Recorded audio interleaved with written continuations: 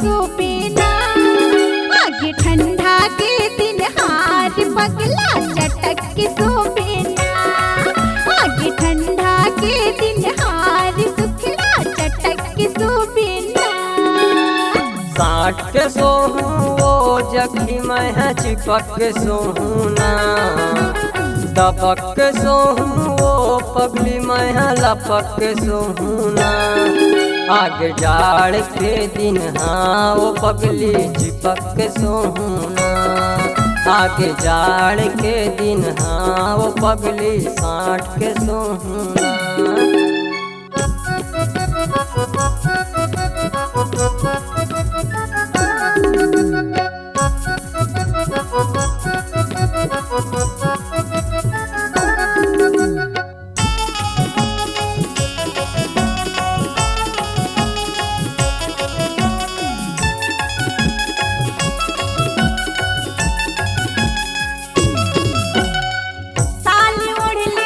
टोपी लगा ले आगे अघन पूसेगा।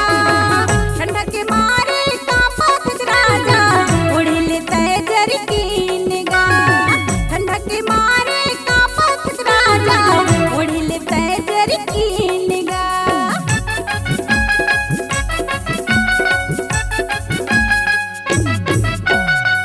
साल उड़ले टोपी लगा ले आगे अघन पूसेगा।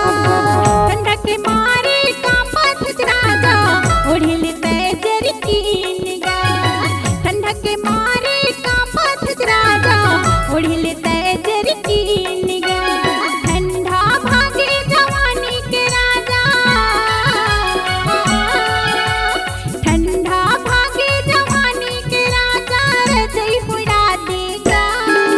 आगे ठंडा के दिन हार पगली चिपक के सोहूना। आगे ठंडा के दिन हार जगही चिपक के सोहूना।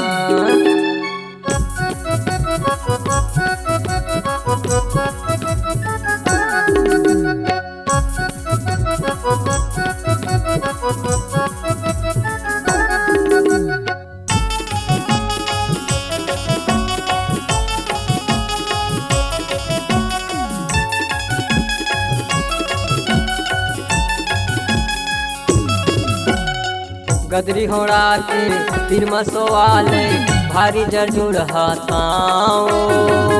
एको घंटा रहे लैसा काम लाद दे माँ गर्मी हो। एको घंटा रहे लैसा काम लाद दे माँ गर्मी हो।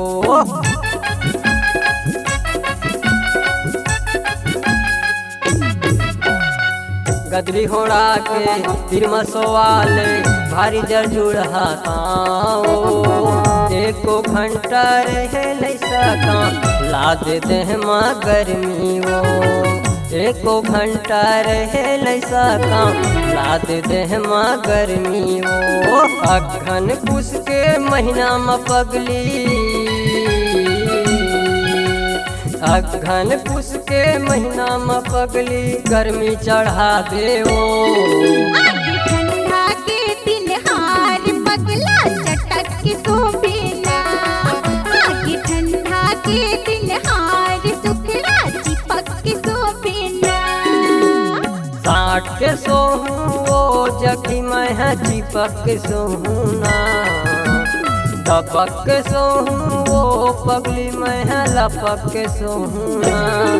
आगे जाड़ के दिन हाँ वो कतरी साठ के सोहूना। आगे जाड़ के दिन हाँ वो कमल साठ के सोहूना। चिपक के सोबेना। चिपक के सोहूना। लटक के सोबेना। चिपक के सोहूना।